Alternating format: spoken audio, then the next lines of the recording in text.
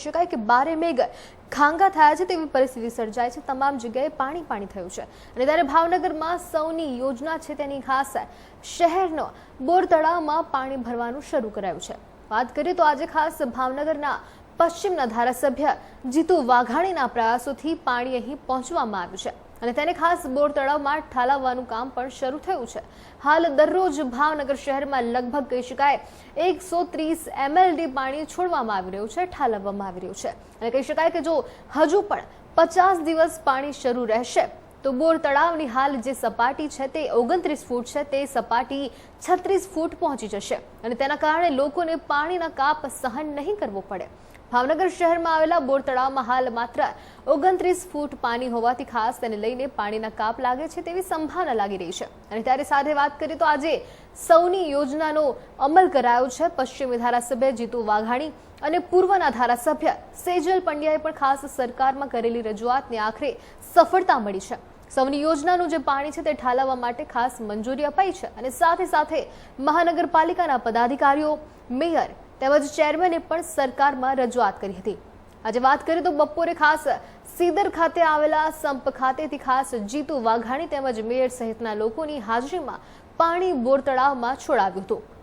બોર તળાવમાં ખાસ આયોજનમાં 240 MCFC પણ ખાસ પાણી છોડવાની ક્ષમતા ધરાવે છે અને રાજ્યની ખાસ કહી શકાય અન્ય જિલ્લાઓમાં એક બાજુ મેઘરાજાએ કહેર વર્તાવ્યો છે ત્યારે સર્વત્ર પાણી પાણી છે, પરંતુ ભાવનગરમાં મોટાભાગના જળાશયો ખાલીખમ છે અને ત્યારે ભાવનગર શહેર માટે જીવાદોરી સમાન બોર તળાવ ખાલી હોય ત્યારે સૌની યોજના હેઠળ બોર તળાવને ભરવાની શરૂઆત કરાઈ છે અને ખાસ વાત કરીએ તો આજે સૌની યોજના હેઠળ બોર તળાવમાં નર્મદાના નીરના વધામણા કરાયા છે। ભાવનગરના પશ્ચિમના ધારાસભ્ય જીતુભાઈ વાઘાણી તેમજ પૂર્વના ધારાસભ્ય સેજલબેન પંડ્યા, મેયર, સ્ટેન્ડિંગ કમિટીના ચેરમેન ઉપરાંત તમામ લોકો છે તે ઉપસ્થિત રહ્યા હતા। નર્મદાના નીરના વધામણા કર્યા હતા।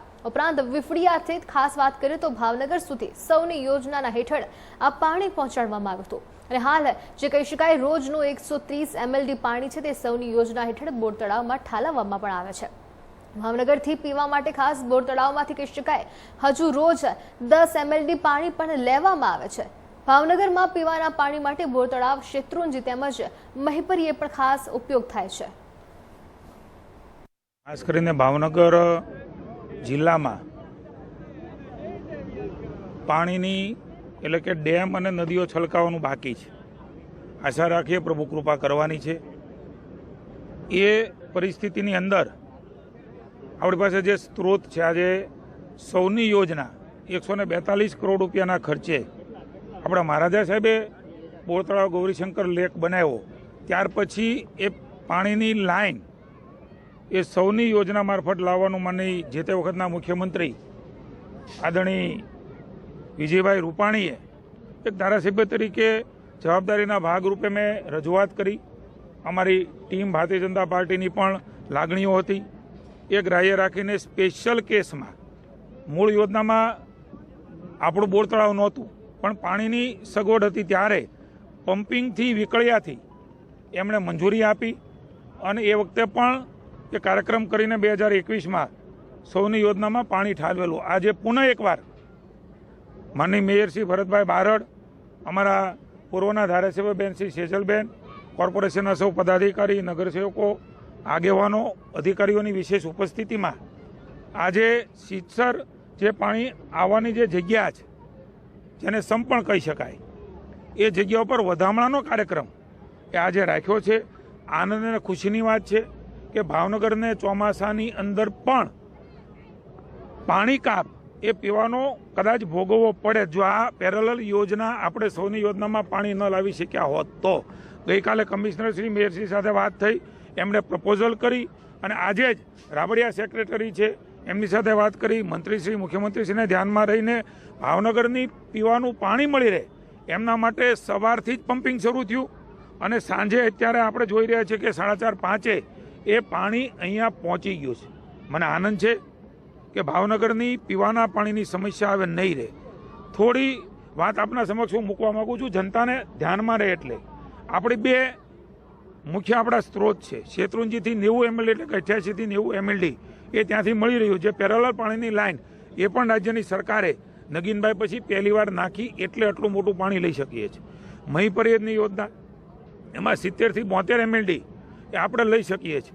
પાણીની મર્યાદા 24 કલાક પમ્પિંગ ચાલે ત્યારે આ પાણી મળી રહ્યું છે. જે રાજ્યની ભારતીય જનતા પાર્ટીની સરકારે આ વ્યવસ્થાઓ કરી છે એટલા માટે આજે મુખ્યમંત્રીએ પણ ખૂબ સંવેદનાથી ભૂપેન્દ્રભાઈએ આ વ્યવસ્થાને સહકાર આપીને ભાવનગરને પાણી કાપ ન આવે. આપણી જરૂરિયાત 175 થી 180 MLD છે મેક્સિમમ. આપ સમજી શકો છો કે 20 MLD એ બોરતળામાંથી લેવાઈ રહ્યું છે. જો એ ન હોત આજે 20 MLDની ઘટ છે એટલે પાણી લેવાની ફરજ પડી છે. પાણી હોય ત્યાં સુધી પાણી લેવાની આવશ્યકતા નથી. બોર તળાવ એ વર્ષોથી પાણી ભરેલું રહેતું હતું. કુદરતી વરસાદ આવતો હતો અને પહેલા વરસાદે જ આપણું ભરાઈ જતું હતું એટલે 20 MLD આપણે ઉપાડી શકતા હતા. 20 MLD એટલે ખૂબ મોટી એ પાણીની જરૂરિયાત કહેવાય. એને અલગ અલગ રીતે વહેંચણી કરીએ તો લગભગ લાખો કરોડો લીટરમાં આ વ્યવસ્થા જાય છે. મને આનંદ છે કે અત્યારે જે પાણી આવ્યું છે એ પાણી એટલે કે રોજ 130 MLD બોર તળાવમાં ઠલવાશે. એટલે કે 50 દિવસની અંદર જે ડિઝાઇન બની છે સૌની યોજનાની, કારણ કે હું પહેલેથી પાછળ હતો, એનો સર્વે કરાવવો, એના માટે પૈસા ફાળવવા, એના માટે ગ્રેવિટીથી આવે એના બદલે રાજ્ય સરકારે એ પમ્પિંગથી શરૂઆત કરી. રોજનું 130 MLD એટલે 50 દિવસની અંદર આપણા બોર તળાવમાં 36 ફૂટ પાણી એ સૌની યોજનાથી આવે એવી વ્યવસ્થા, એવી ડિઝાઇન એ બની છે. હું ભાવનગરવાસીઓને આશ્વસ્ત કરવા માગું છું, અમારી પાર્ટી વતી, અમારી સરકાર વતી, કોર્પોરેશન વતી, મેયરશ્રી વતી, મારા ધારાસભ્ય સેજલબેન વતી કે પીવાના પાણીની તકલીફ એ આપણને નહીં પડે. જૂન મહિના સુધી ચાલે એટલું પાણી આજે પણ શેત્રુંજીમાં છે. ભગવાન મેર ચોક્કસ કરશે, પણ જ્યારે જરૂર પડે ત્યારે સંકટ સમયની સાંકળ એ સૌની યોજના બની રહી છે એ આપણા માધ્યમ દ્વારા સમગ્ર શહેરના લોકોને જણાવવા માગું છું. અને અમને આનંદ છે કે ખૂબ મોટું ચિરકાળ સુધીનું કામ એ ભારતીય જનતા પાર્ટીની સરકારમાં